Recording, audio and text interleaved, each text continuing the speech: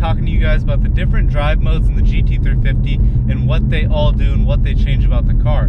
So starting off, there is your regular driving mode, which automatically will have your exhaust closed. So if we put it in our driving mode like that, as you can see, our exhaust is really quiet now. Can't hear it at all. So your dampers that you also have on the GT350 are going to be in your normal mode. There's normal, sport, and track for the dampers, and it's the smoothest that it's going to get, and it's quite impressive, these dampers. So now let's put it into our sport mode, where our exhaust, as you can hear, is going to be opened up, the valves. So now the valves are opened up in our sport mode. And then also in our sport mode, our pedal response is going to be a lot more touchy, which I love about the car when you put it in sport mode. Some people may not notice it. It's something that I really notice right away. So that's why when I get in my GT350, I always put it in sport mode right away. I don't even bother to press the exhaust button to open the valves up. I just put it right into that sport mode. So I can also hear that beautiful exhaust. And the pedal response makes it a lot better for rev match downshifting and that stuff. So then you also have your damper mode in the sport mode, so your ride gets a little bit stiffer in the sport mode with that dampening setting. So that's what the sport mode does, quicker pedal response. And then in addition to that, your steering feel is going to be in the sport mode, which is going to be the tightest. You have sport, normal, and comfort mode. So in sport mode, with the sport steering, I do really like it. I think that it feels great with the sport steering when I am driving in a more aggressive manner. If I'm not driving in an aggressive manner, there's no need for that sport steering. I think it gets a little bit annoying, so I usually put it in the normal or the comfort setting if I'm on a road trip. So then our next drive mode is going to be the track mode. So if you toggle it into the track mode, what this does is you're going to notice your traction light turns on. So when your traction light turns on like that, it does not mean your traction control is fully off. Some people think that's what it means, and they kind of panic about it, and they will never drive in the mode because of that. However, your advanced traction control is still going to be active. So Ford has advanced track, which makes it better. It's like an advanced traction control, basically what the name says, and it's for the purpose of what you want to do. So advanced track in the GT350 around the track, what the track mode's going to do over sport mode is it's going to allow more slippage of the car. So it's going to allow more slippage with the tires, and I've noticed it allows a lot more slippage with the tires, which is it's not anything scary where you're just going to spin off and fly off the road, but it's very controllable still.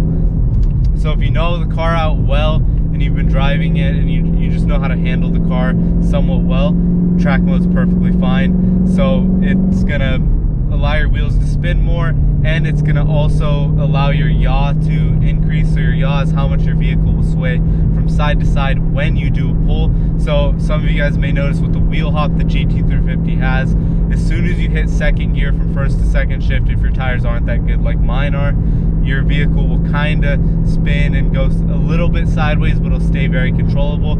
It still does that in track mode, but it allows that slip angle to go a lot more before the stability control kicks in and it prevents you from spinning out.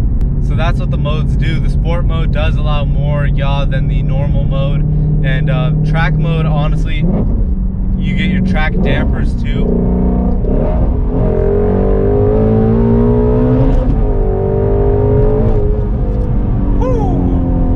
In track mode, I noticed that the car's, it feels a lot faster too, and that's because your traction control is partially off, so you do kind of have to moderate your throttle a little bit. It's nothing scary or anything like that, in my opinion.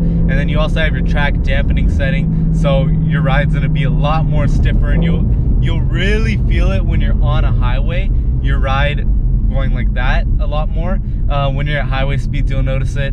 on the street, I notice it a little bit, but it's not as noticeable as the highway. And then on the turns, you notice it too. And it's so much better feeling in this track mode. And then you also have your steering in sport mode. So let me know what you guys think of this video. I just wanted to make this video to inform people what the track mode's like, because I hear a lot of people saying, be careful in the track mode, your traction control is going to be off. Obviously, I wouldn't be driving in the rain on your track mode and stuff like that. But track mode on the street, as far as I know, let me know if you guys think different in the comment section for a specific reason. I think it's perfectly fine and perfectly acceptable, and it makes your experience a lot more fun. So don't be scared to use track mode, guys.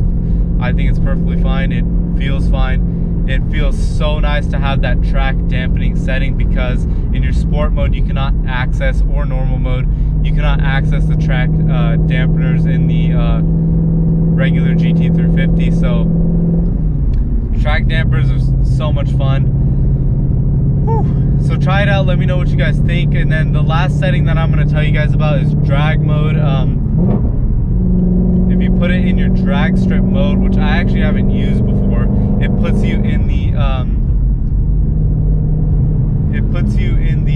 drag dampener setting, so it makes your front as stiff as possible and your back as loose as possible, so it can get that good squat and get that traction, some good traction when you're on a drag strip or on the street. I heard it's plenty of fun on the street, but so it's just going to try to keep you in that straight line for that rocket speed in the straight line. And then your launch control will automatically be enabled, so if you put your clutch all the way down and your gas foot all the way down, depending on what RPMs you have it set to, between 4,000 and 6,000 RPMs, that's what it's going to be to. And you can just let go of that clutch and let that thing rip. So those are all the drive modes on the Shelby GT350. Let me know what you guys think down below in the comment section. I absolutely love this car. It's so much fun. I don't know how you cannot have like that much fun. Much fun in this car. Okay, and one other thing is, so since I'm trying out that drag mode, your steering around turns, don't do it if you got a turn coming up ahead.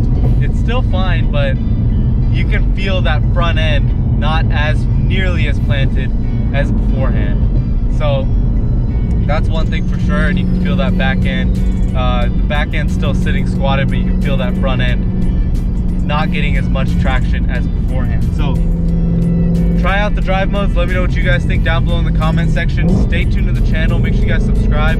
I have an X-Pipe resonator delete going on tomorrow, going down to Sonoma Raceway to get it installed from the man himself, Trent.